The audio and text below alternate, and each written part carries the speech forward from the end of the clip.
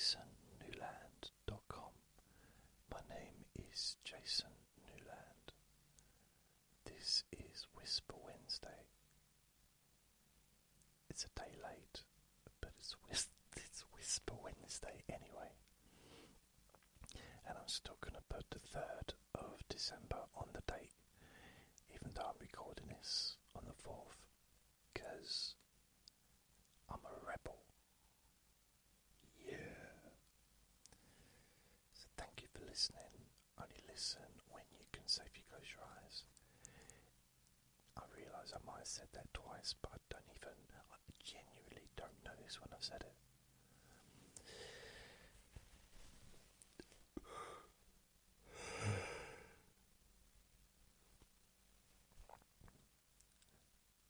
I don't want to go outside. I really don't want to go outside. It's 9:28 in the morning. And it's raining.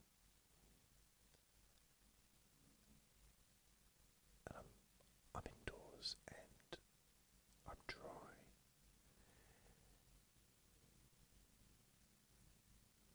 And I'm actually enjoying being dry. Don't want to go out there. I don't. And Vinny just got up, sort of cuddled up to my leg because I'm sitting at the desk. I get up to go to the toilet. When I come back, he's gone back to bed. He's clearly looked out the window and thought, it's raining. Bollocks to that. He's just gone back to bed. He don't like the rain.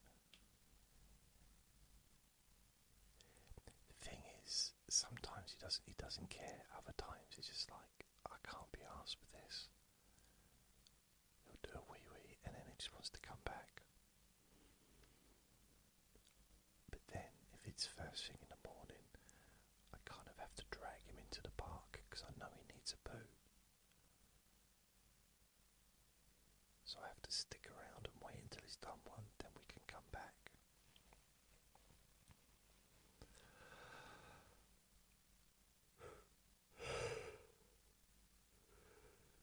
Oh dear, oh dear. I mean, I went to bed about 10 o'clock last night. Woke up about 5:30. Had my breakfast and then I sat on the couch just listening to Rory Sutherland lecture on YouTube, and I fell asleep, and I was basically I woke up about 20 minutes ago. So I was asleep for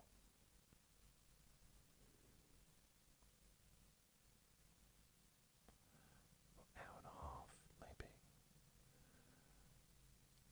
I don't know how, I'm not sure, maybe longer. I was just listening because Rory Sutherland is a bit of a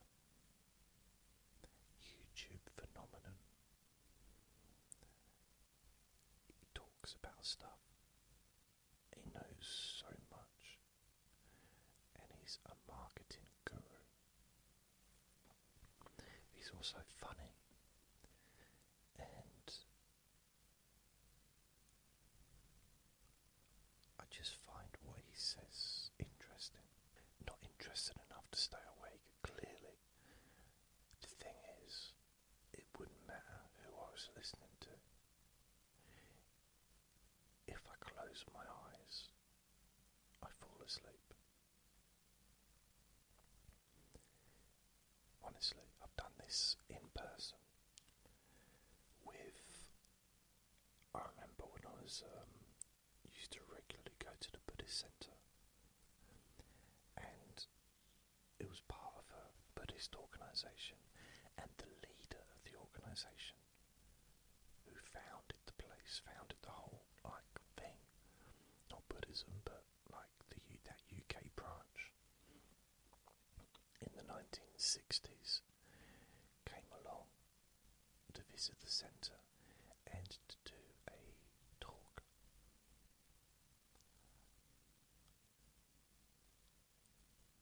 Well, I fell asleep, and unfortunately, when I fall asleep, I do snore. Occasionally I talk. I actually do wake myself up by shouting stuff out. It's almost like sleep Tourette's or something. It's weird. Another thing I've noticed about myself, when there's no one else around, I make weird noises.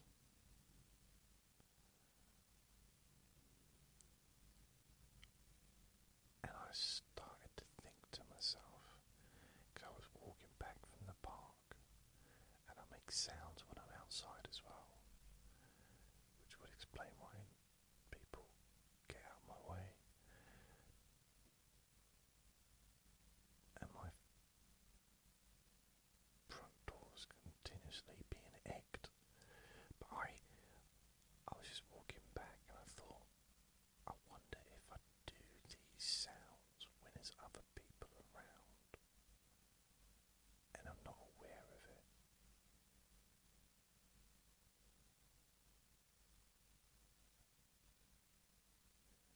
I hope not. That could explain a few things.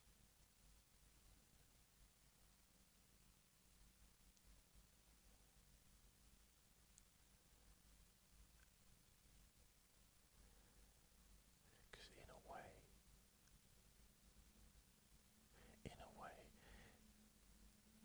now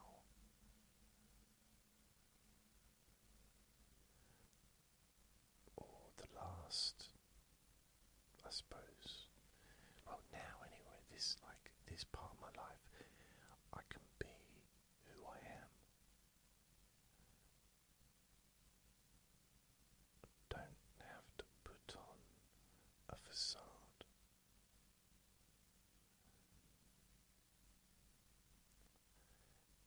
And if I meet anybody where I have to put a facade on with them, I just don't bother talking to them. If I can't just be myself,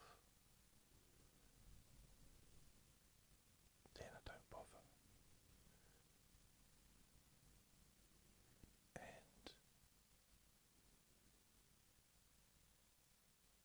I just think back into the past when so much judgment about how I was as a person.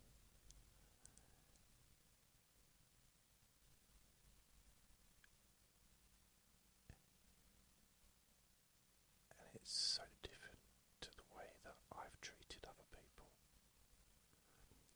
I'm not perfect, by the way. I'm not trying to make out that I've always treated everyone properly.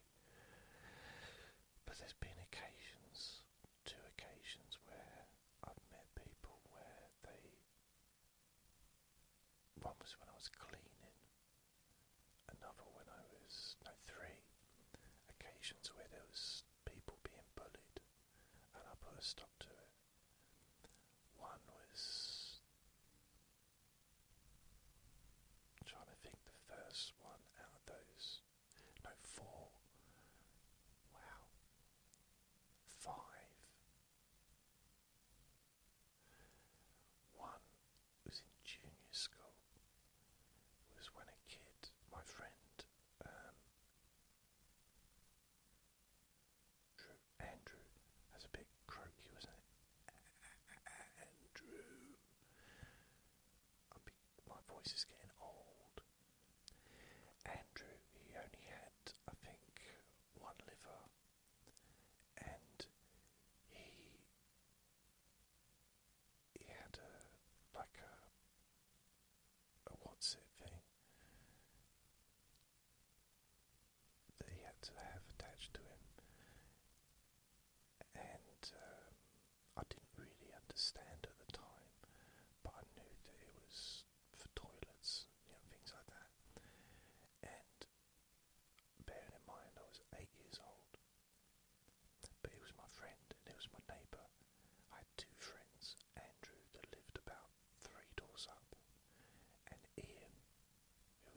bestest friend at the time, who lived just round the corner. I'm not really into travelling. You know, it's if you're going to be friends with someone that's local. Just makes sense, doesn't it? Just easier. Anyway, Ian was really cool, but his dad was brilliant as well.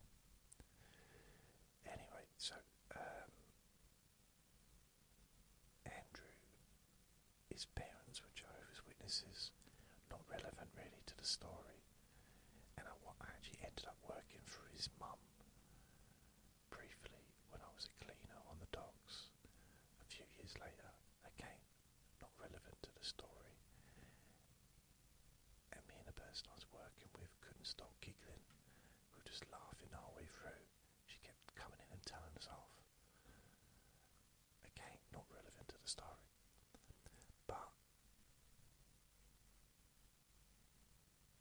I did keep in contact with him even when I moved. Because my nan lived in that house still when we moved out. Not his house, our house. 3 doors up. 2 or 3 doors. And so to start with, I used to visit him and Ian. And then eventually I stopped visiting Ian because I'd moved to a different school. And I kept in touch with Andrew even as an adult.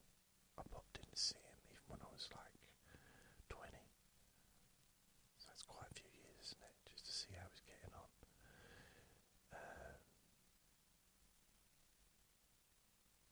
Yeah. However, so we were both the same age roughly. Like, he might be 9, but we were in the same year at school. And this kid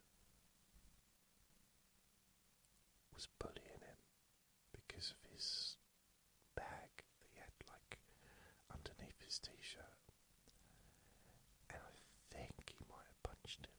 I don't know. In that area. And then I woke up. Don't want this, not a dream, but I literally kind of became unconscious. I don't remember what happened next. And I'm basically, I realise I'm on the floor with him, with the bully, and then I'm standing over him and he's crying. And it's like, it was weird, but I just couldn't have him bullying my friend. And then another time,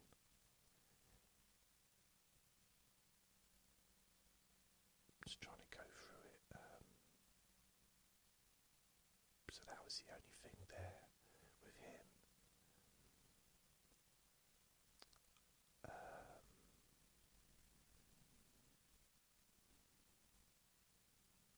There was a kid well, not kid, I was 18. He was probably about 19, 20. And we worked in a pub. And I think we were both about as useless as each other at that job. But we became friends. And I used to go around his house and we'd do music, even after I stopped working there. Although he used to shout at his mum. They had a weird relationship. He'd get home, he'd be all timid, and he'd get home and he'd turn into like a 14-year-old with his mum. I don't know, never really quite understood that, but anyway, I'm turning up to one of my shifts at the pub where we both worked, and he's standing on the beach surrounded by 2 blokes who are regulars, and one of them shouting at him. So I go over. This is opposite the pub, so I just cross the road, just see what's happening. One of them hits him. I come to his rescue. I didn't do anything. I just verbally and they backed off.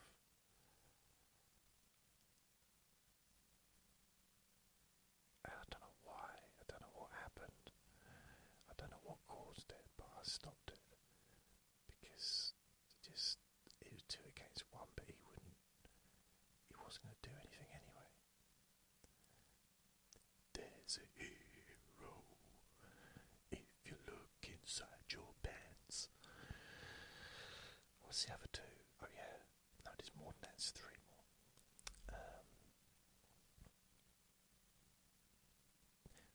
I worked in a meat store place in the early 90s, and there was this, again, probably around the same age as me, maybe a little bit older, because I was only like 21, 22. And he pretty much carried his Bible around with him. And someone started to pick on him.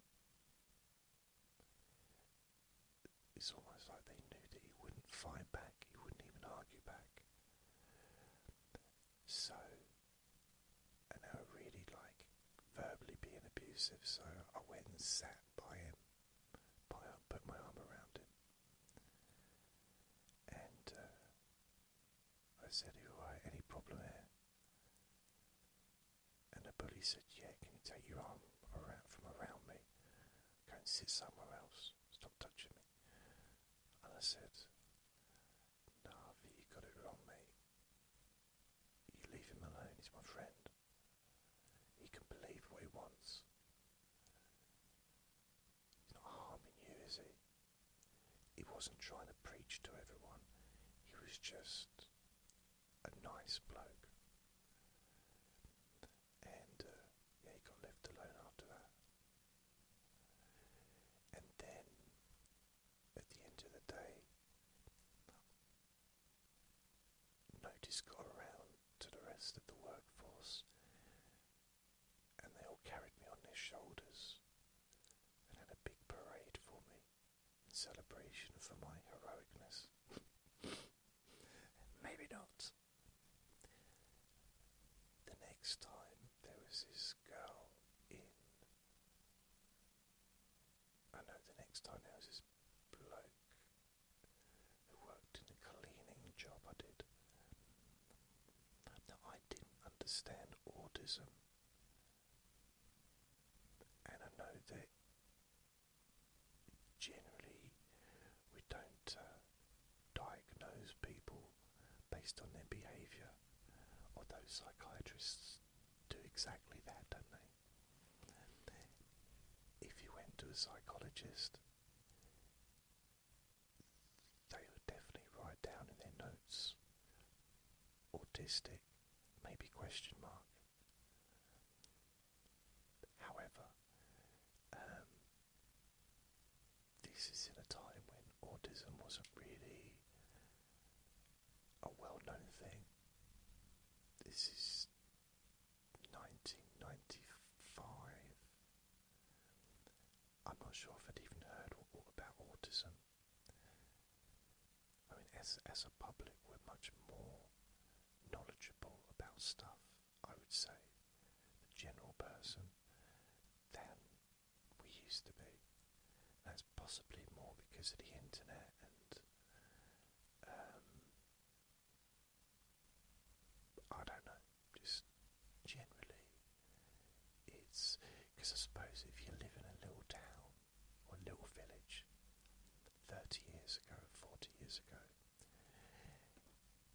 and everybody lived in that little village and no one really kind of maybe travelled away from the village, then all they're going to know is what each other knows and what they see on telly or hear on the radio or read in books.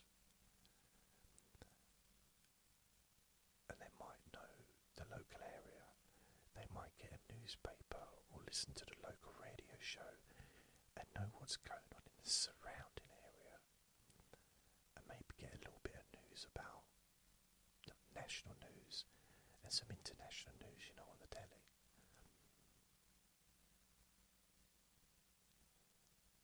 Which is on back then half an hour a day, twice a day, so it's very limited to what subjects they will cover. An occasional documentary,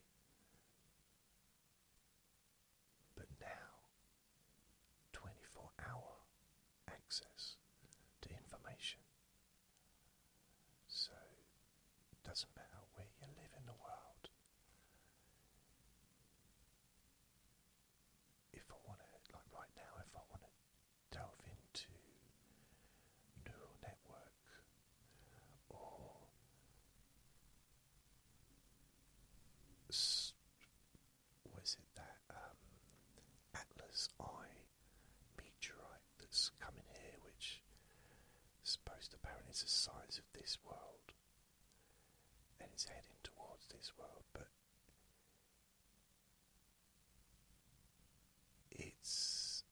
there's confusion over whether or not it's a meteorite or whether or not it's a spacecraft because of the way it's moving, and it's supposed to be here mid-December. I hope it is a spacecraft. That'd be brilliant. Maybe not for long, but it'd be brilliant anyway.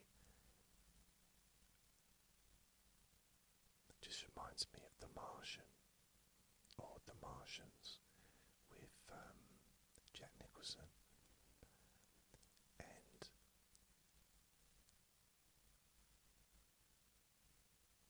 Jack Nicholson's the president, and they all come out to welcome the Martians. They decide that the Martians are friendly, and the Martians get out of the spaceship, and they think they've like learned its language or something. So they're being really hospitable to the aliens, and then the Martians open fire and start blasting everyone.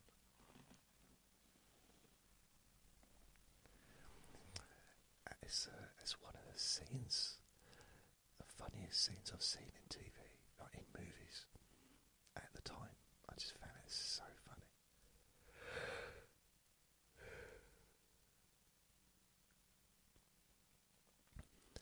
Anyway, this lad who would probably be classed as, well, back then, the different words would be used. Anyway, he was open to being ridiculed by other people, and he'd come out with stuff that was just, he was so honest, too honest. And one day we were there, and there was another person working as well, and he started having a go at him, and I just said, "Oi, it's enough." Because what I used to do is I'd start having a go at the other person and making fun of them, and generally I find that those people that make fun of other people to their face, in order to humiliate them, don't like being humiliated. And also, generally, just what I've noticed as well over the years is people that do try and target another person in a public setting verbally, and to try and make them look silly and to get people laughing at them. The kind of language they use is very limited, and it's pretty much, it's not usually very funny. I mean, at least make it funny. If you're going to be a bully, make it funny. And I find it's usually very simplistic, sort of making fun of how someone looks, or just using the same old comedy tropes. I'm going to start using that word, tropes. No, I'm not.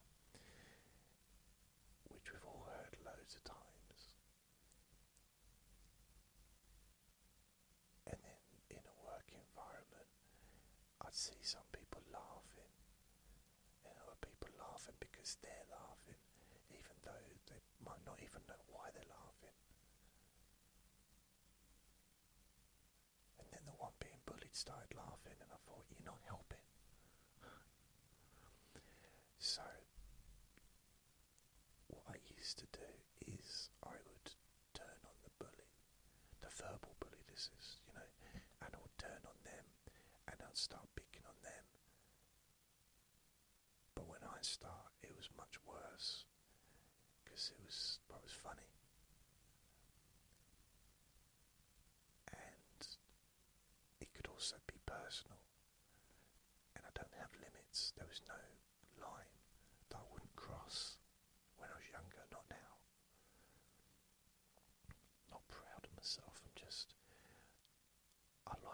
aspect in that situation. So that aspect of me wasn't good in most other situations, like job interviews, weddings, funerals, things like that.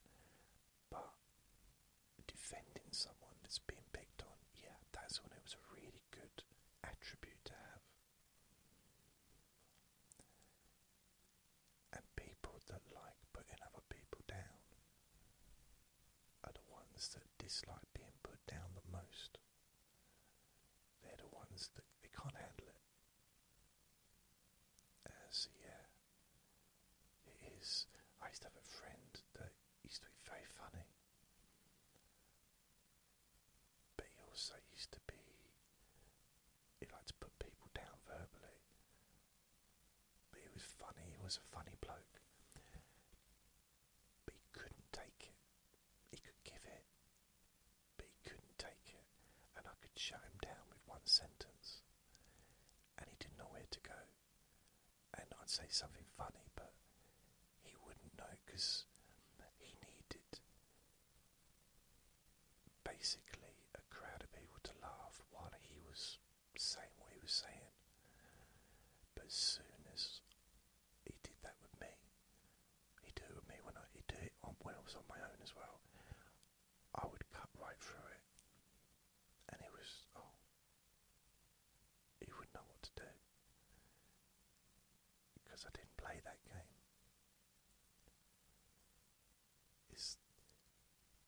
Even when because I grew up little, and everyone I was around was bigger than me, and I wouldn't be intimidated by people, regardless of the facts, the physical facts, that they were bigger and stronger. No, not being intimidated by people. And I'm the same now. It doesn't mean I won't run away from trouble, because I will. I'll walk very fast. Can't run these days. Anyway, this year, so there was this lad. He was so nice in the cleaning job. Really lovely. But he came out with some stuff that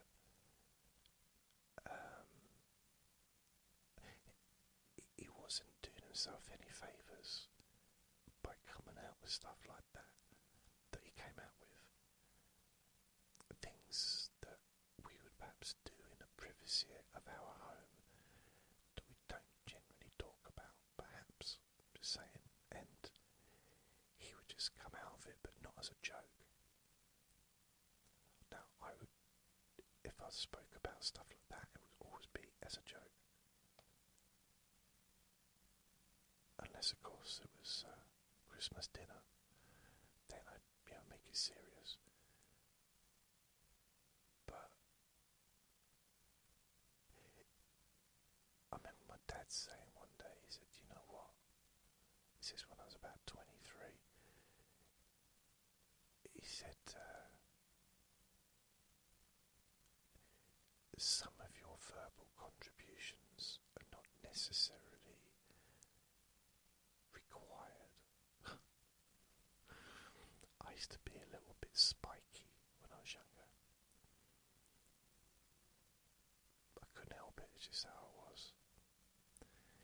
And anyway, and then in 2001, there was this girl, and I was a lady. I was working in my first proper sales job. This is in Essex. This was the summer of 2001, and I was doing all right in there. Actually, I was second bestseller, and there was this lady. I say girl, I don't know how old she was, probably early 20s, and again she looked, I would say possibly she had autism, or she might have even told me, I can't remember, but someone started picking on her, she was acting. She didn't like talking to people. She wouldn't look at anyone. Good at her job on the telephone. And someone decided, and this is in a crowded room, like a little canteen area, and one person decided to pick on her, like pull her out, put the spotlight on her, and I shut him down. Well, it might have been a woman actually. Anyway, I shut them down, and from then on, no one said anything. Well, not while I was there anyway, because it was unnecessary. She was a lovely person, I'm sure. I just assume people are nice. And she wasn't causing any harm. She might have just been really, really shy.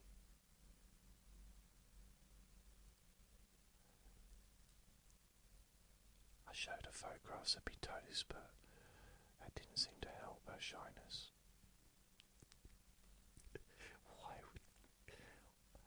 That's the weirdest thing I think I've ever said. I showed her photographs of my toes. I didn't. I've never.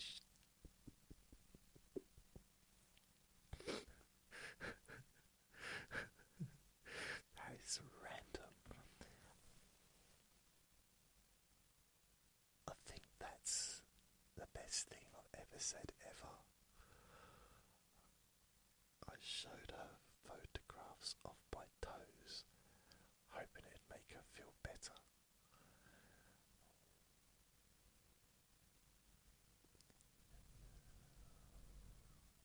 I was waiting for the paramedics, for the lady who fell in the road, and she seemed to have broken her leg, so I thought I'd show her pictures, photographs of my toes. Is the pain reduced now? That's only going to increase, isn't it? Wow. And I genuinely, I'm not talking about this like, oh, I'm so great. Look, we all know I'm great, come on. But genuinely,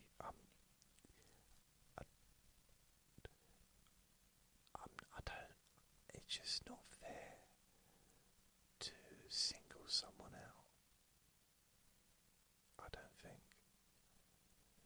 And it's different if like I've been in an environment where we all single each other out when I was younger and make fun of each other, and it was just a bunch of friends doing that, and it was fine. But you have to give permission for it, and if you give, you have to take. It has to be two-way street. So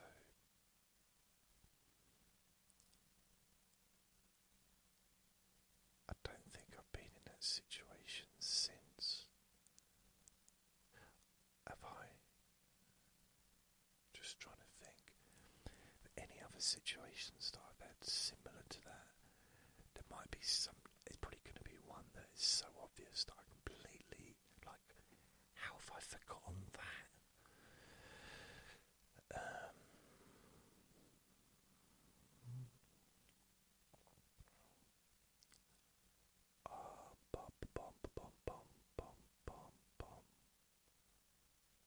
Trying to think. I still don't want to go outside. You know, when you look outside and the window's just covered in rain, and you look, and you don't want to look too close because you realise the longer you look, the more raindrops will splash against it, which means I'm going to get wet.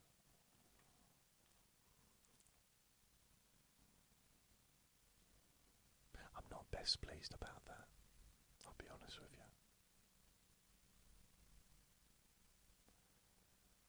And it's not the end of the world, but I don't want to go out in the rain.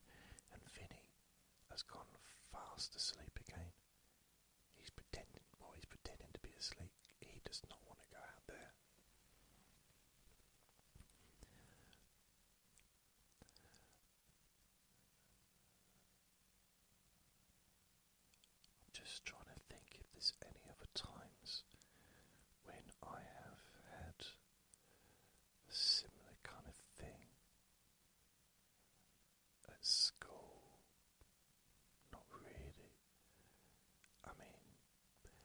at school, I didn't.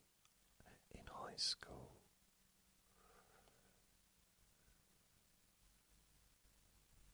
yeah, didn't really protect anyone. I was literally the tiniest kid. There was kids 3 years younger than me that were bigger than me. Seriously. When I left, when I left high school, when I was 15, there was first years that were the same size as me, if not bigger. I just was tiny.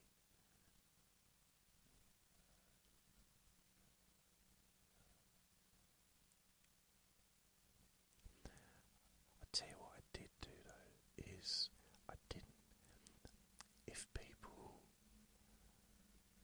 if I heard someone like moaning about a kid, oh they smell or they this or whatever, I would purposely go and sit next to that person.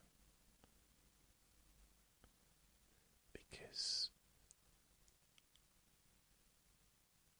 I know what it's like to be like the odd one out, kind of. Because if you go to a school and you live in an orphanage, like I did for a while, you get treated differently. So I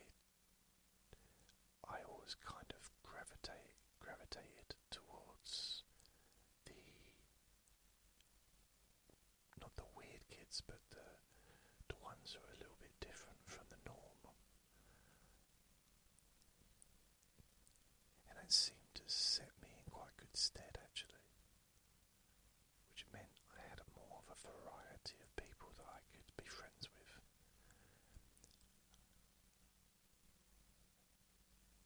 And none of them were like bestest friends, but if you spend 5 years or 7 years, including junior school, with a bunch of people, you become friends with them, don't you?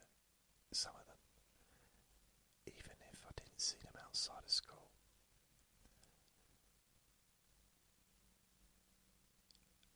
And I generally got on quite well with people, with other kids, generally, apart from the horrible ones, like verbally horrible ones. I'll tell you once, right?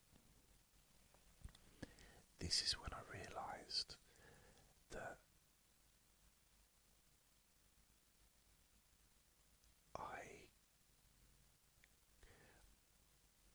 I think this is the first time that girls noticed me.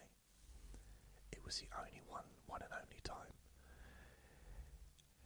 But I think it was the big year thing, and we were all in one big auditorium watching, I don't know what we were watching, it was some kind of educational thing. Was it at school, I think? But it was at school, wasn't it? I don't know if it's all of the year, but it was like at least 2 or 3 classes. And I started to heckle the teacher. And the teacher told me off. But a couple of girls started laughing. I think other people were laughing, but these girls, and one of the girls said, "Keep going." I wasn't sure what she meant. Did she want me to keep talking or keep being? I wasn't sure, but anyway, I kept going and I got detention. That was the end. Well,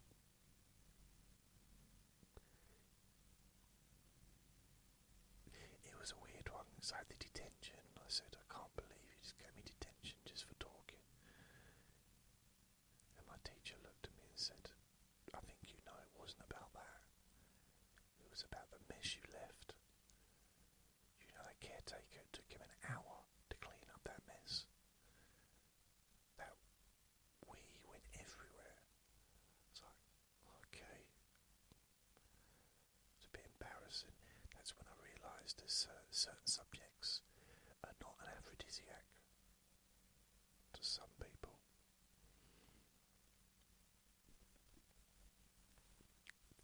So,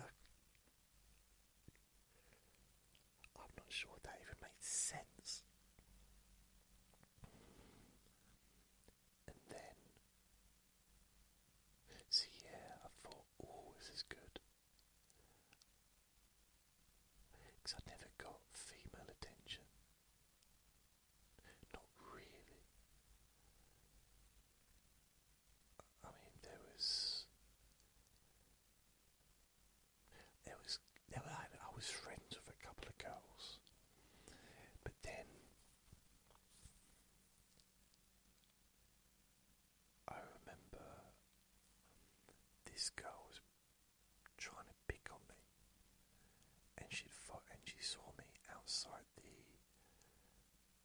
school. I was walking towards the karate club, which was in the other high school, and she was really trying to pick on me, like get me to have a fight with her for some reason. And she opened my bag and started kicking my pads around and stuff like that. And I kept telling her to go away. And then the karate club started, and she sat and watched. And she liked me after that. Like, she respected me because she saw that I wasn't what she thought I was, which I don't know what that was, but. And then I asked her out. You think I'd have realised that she clearly wasn't a very nice person, but anyway, she was in my drama class and I asked her out. And because we were friends after that, you know, we like got on really well, and I thought, oh, I think I might love her. So she said to me, I'll tell you after half term, because this was the Friday and we had a week off, and I thought, no, I always had drama on a Friday afternoon in the last year of school, or 2 years, I think it's the last year or so. Anyway, during half term I'm just waiting, and I'm walking down the street with my friend Dean, down the promenade on the beach, and I see her coming up. I say hello to her, and she's with some bloke who swears at me. Like, what you looking at? So I just like shrug, and he walks off with her, and I didn't really know what was going on. I think I might have been a bit slow because I was still waiting for Monday to come to find out whether or not she was going to be my girlfriend. The fact that she was holding hands with him didn't seem to be a clue for me. So on the Monday, got to school, and she said, no, sorry. You know, I got a new boyfriend. I said, okay. This was right at the beginning of school. I go into my class, because she's in a different class, you see. I go into my class, and who's sitting there? That bloke, that lad who swore at me. Turns out he's her new boyfriend. Took me a while to figure that out. And he was like a tough kid, walked around with gloves, wooden gloves. He walked around with these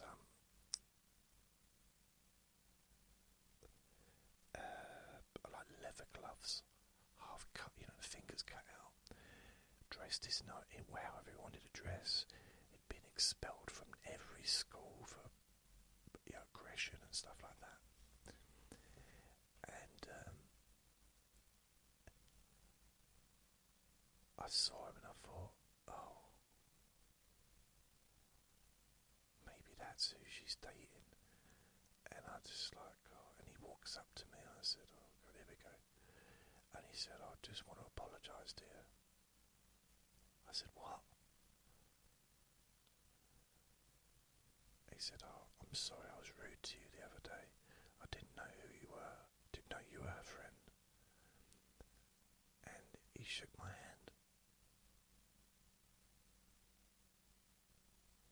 So I was very surprised because I thought he was going to have a go at me.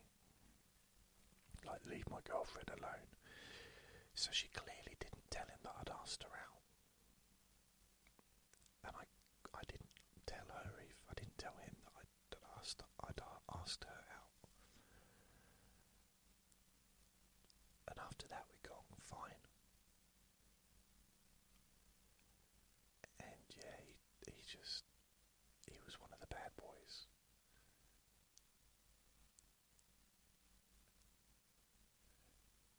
That was weird. story.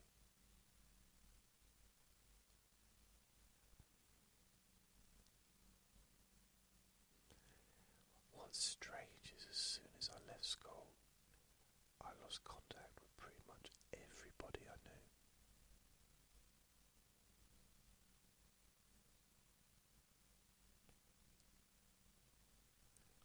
Occasionally I'd see someone, they'd come into the chip shop.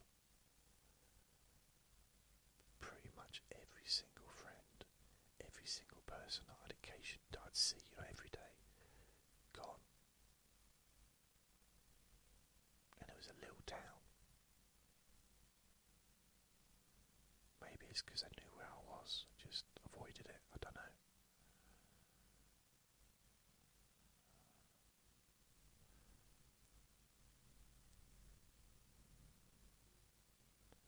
The only friend that actually kept in contact was Neil. That was it. He used to come round my flat, would come round where I was living before I moved into the chip shop flat. So he continuously visited me, and we kept in contact till I was in my early 20s. And then, I kind of lost contact with him. Probably I was about 20 when I last saw him.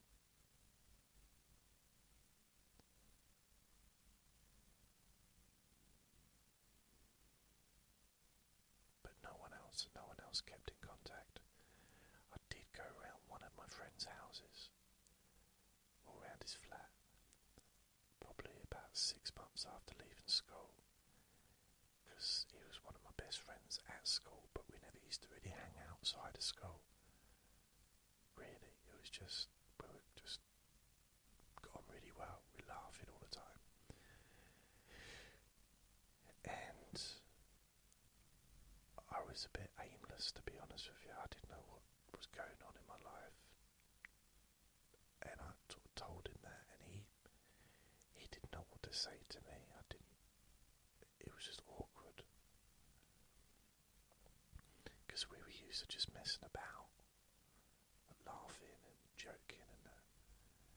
And I'd known him since junior school, so I'd known him for like 7 years. And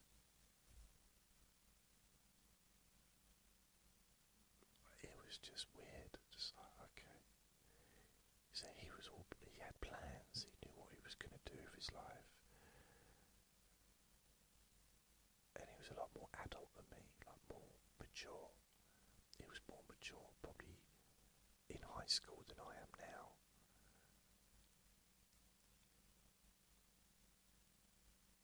And I kind of missed, even though I didn't like school, I missed that part of it. Having a laugh, messing around, being naughty. Not badly naughty, but just, cheeky and stuff.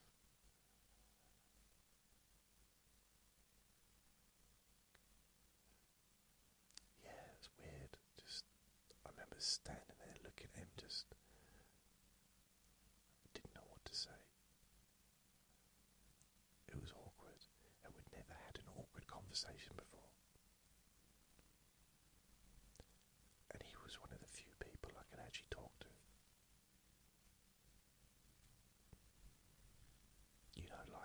Actually, I don't mean to have deep conversations, but it was never awkward between us, like it would be with some other kids, because sometimes I just didn't know what to say.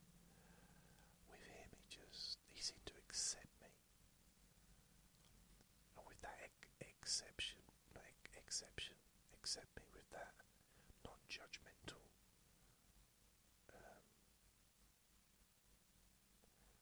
that's when I thrive, I think, when I'm not being judged, or when I don't feel judged, rather. I can just be me. I don't have to talk about myself, don't I? Who else am I going to talk about?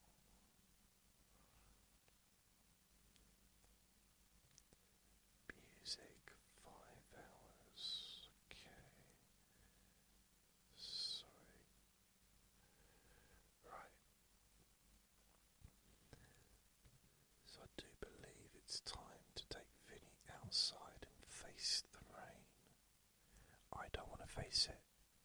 I'm sure none of us want to go out in the rain, but I wouldn't mind if it was warm. Actually, I still would mind. It still annoys me. But it would be easier if it was warm.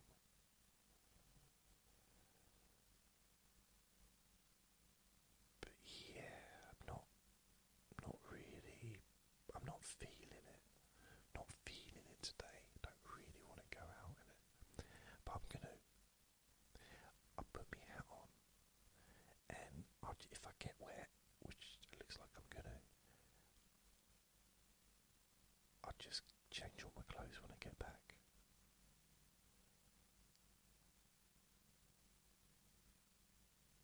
I look exactly the same because I got about 8 pairs of these tracksuit bombs, all the same colour. It's just some have got more holes than others, depending on which ones got attacked the most by Vinny when I was walking him.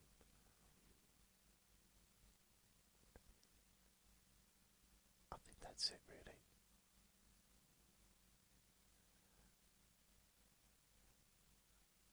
I can't think of any other examples of me being a hero.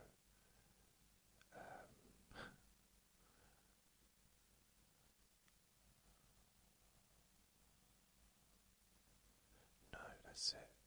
So, let's have a look. How long have I been talking for? Nearly an hour.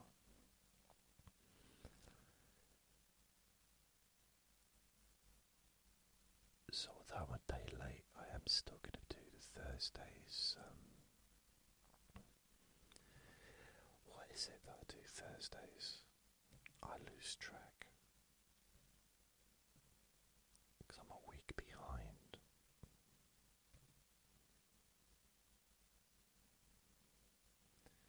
Thursday.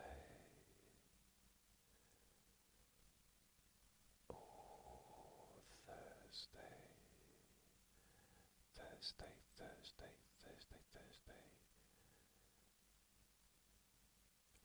Okay. What? Okay, got ya. TV shows. So I think it's going to be Thursday throwbacks. Later today, I will do TV shows from 1985. Yes. And tomorrow is Q&A Friday. Because I'm a little bit late doing this one. But we could pretend it's Wednesday. It's Wednesday the 3rd. Did you know today is a full moon? The 4th of December. At least it is where I'm living. I think it's postcode dependent. So that's it from me. Thank you for listening. Remember to be kind to yourself because you do deserve to be happy. Be gentle with yourself. You deserve to feel safe. Lots of love.